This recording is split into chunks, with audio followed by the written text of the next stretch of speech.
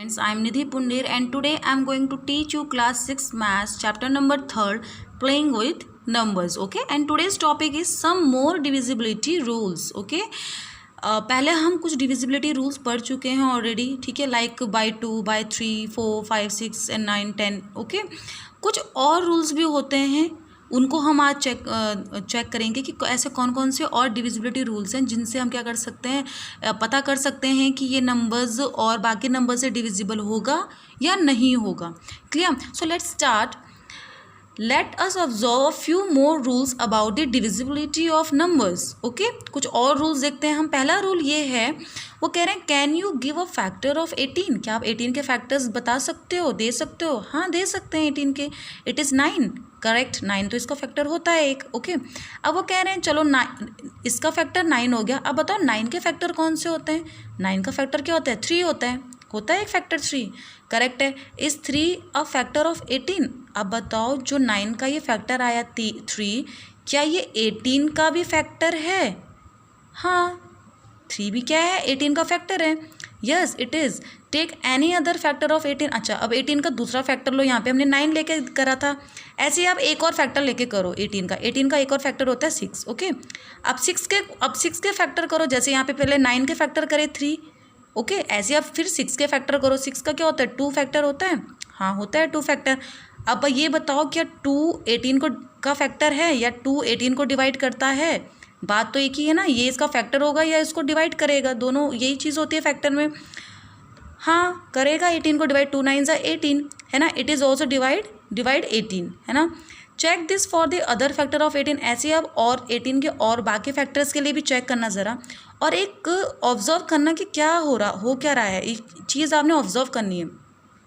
आपने ये देखा कि if a number is divisible by another number than it is divisible by each of the factors of that number. एक example लेके समझाती हूँ मैं.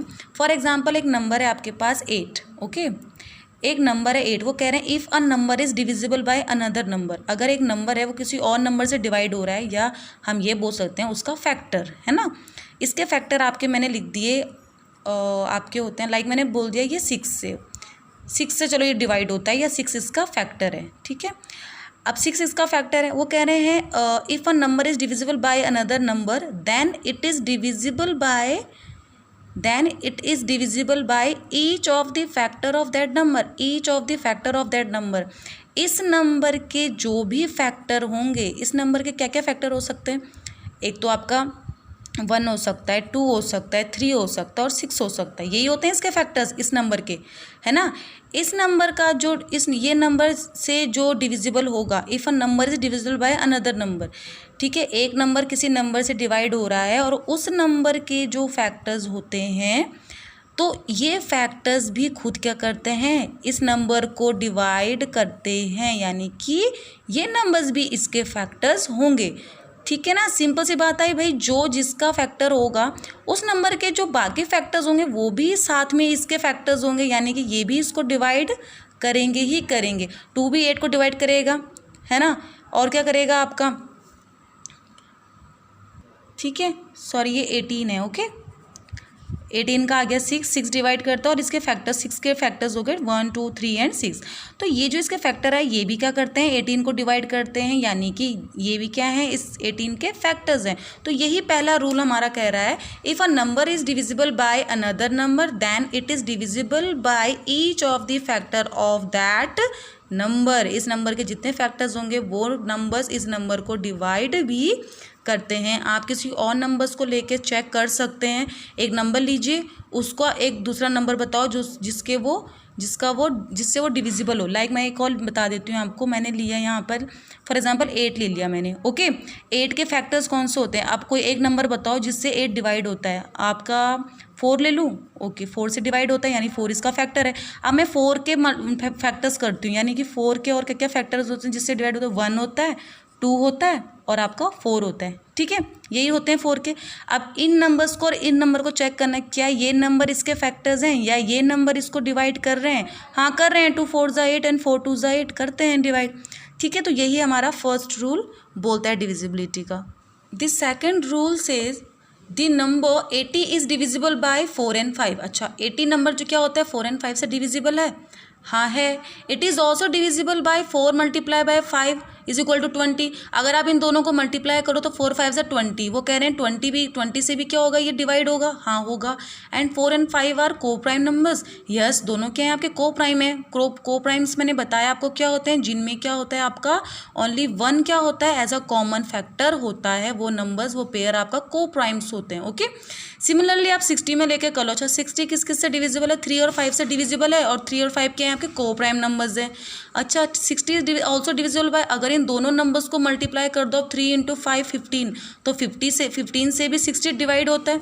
60 डिवाइडेड बाय 15 आता है आपका 4, और ऐसे 80 डिवाइडेड बाय 20 आता है आपका 4। तो रूल्स ये बोलता है कि if a number is divisible by 2 coprime number then it is divisible by their product also. अगर एक नंबर 2 को प्राइम नंबर से क्या होता है डिविजिबल है, लाइक 80 क्या है आपका 4 and 5 से अगर डिविजिबल है, जो दोनों को प्राइम नंबर्स हैं, तो 80 आपका इन दोनों के प्रोडक्ट से भी डिविजिबल होगा। इन दोनों का प्रोडक्ट यानी इन दोनों को मल्टीप्लाई करके जो आंसर आएगा तो वो नंबर इस नंबर से डिवाइड होगा ही होगा। तो दूसरा नंबर आपका यही कहता है।